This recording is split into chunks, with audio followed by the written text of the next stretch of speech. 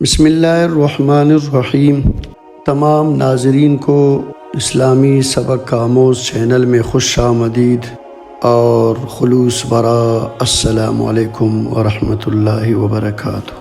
حضرت عبداللہ ابن عباس رضی اللہ تعالی عنہما سے نقل کیا گیا ہے کہ حضرت حسن اور حضرت حسین رضی اللہ تعالی عنہما ایک مرتبہ بہت بیمار پڑ گئے تو حضرت علی اور حضرت بی بی فاطمہ رضی اللہ تعالی عنہما نے نظر مانی کہ اگر یہ تندرست ہو جائے تو شکرانہ کے طور پر 3 روزے دونوں حضرات رکھیں گے۔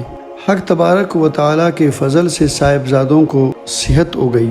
ان حضرات نے شکرانہ کے روزے رکھنے شروع فرما دیے، مگر گھر میں نہ سحر کے لیے کچھ تھا نہ افطار کے لیے۔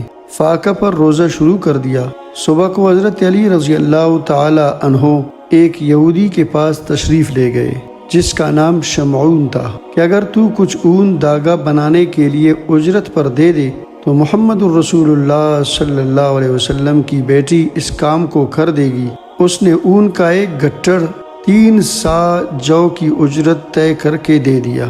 حضرت بی بی فاطمہ رضی اللہ تعالی عنہا نے اس میں سے 1/3 کاتا اور 1 سا جو اجرت کے لے کر ان کو پیسا اور 5 روٹی اس کے تیار کیے، ایک اپنا میاں بیوی کا، دونوں صاحبزادوں کے اور ایک باندی کا جس کا نام فضہ تھا۔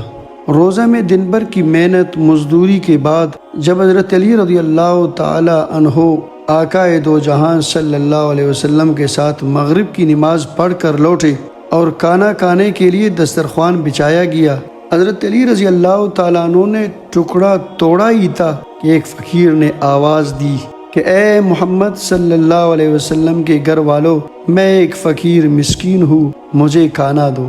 اللہ تبارک و تعالیٰ تمہیں جنت کے دسترخوان سے کھانا کھلائے۔ حضرت علی رضی اللہ تعالیٰ عنہ نے ہاتھ روک لیا، بی بی فاطمہ سے مشورہ کیا، انہوں نے فرمایا ضرور دیجئے۔ وہ سب روٹیاں اس کو دے دی اور گھر والے سب کے سب فاقہ سے رہے۔ اسی حال میں دوسرے دن کا روزہ شروع ہو گیا۔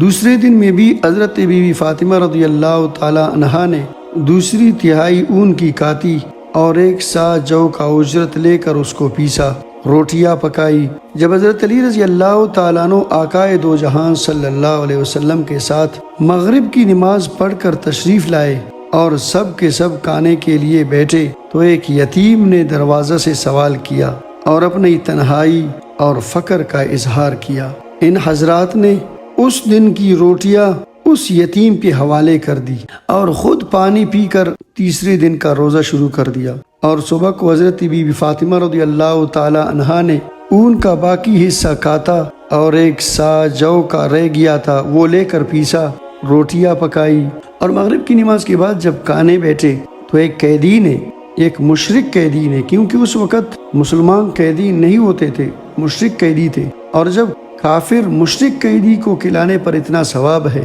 تو مسلمان قیدی کو کھلانے پر کتنا ثواب ہوگا۔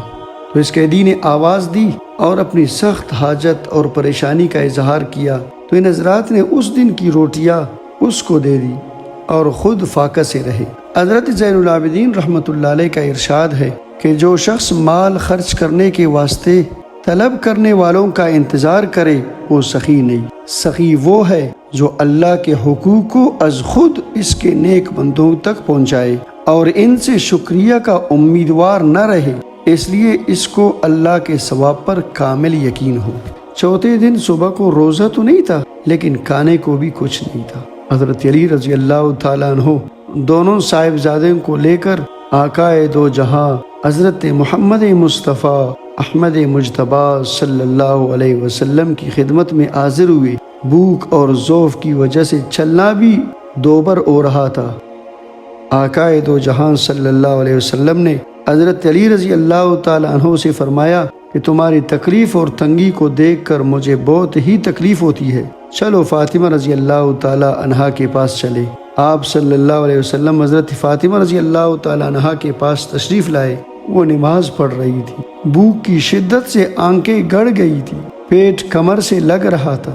آپ صلی اللہ علیہ وسلم نے ان کو اپنے سینے سے لگایا اور اللہ تبارک و تعالیٰ سے فریاد کی۔ اس پر حضرت جبرائیل علیہ السلام سورۃ دہر کی آیات وَيُطْعِمُونَ الطَّعَامَ عَلَى حُبِّهِ مِسْكِينًا وَيَتِيمًا وَأَسِيرًا لے کر آئے اور اس پروانہ خوشنودی کی مبارکباد دی۔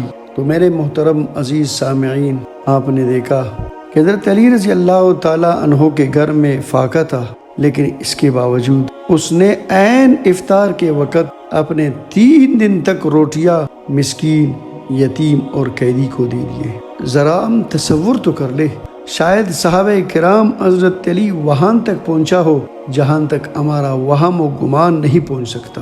یہ سخی حضرات تھے۔ رب کریم سے دعا ہے کہ رب کریم ہم سب سامعین کو، ناظرین کو ان واقعات پر عمل کرنے کی توفیق عطا فرمائے اور ان خوبیوں کو اپنانے کی توفیق عطا فرمائے اور اپنے اندر سخاوت کی جذبے کو، ایثار کی جذبے کو پیدا کرنے کی توفیق عطا فرمائے۔ آمین یا رب العالمین۔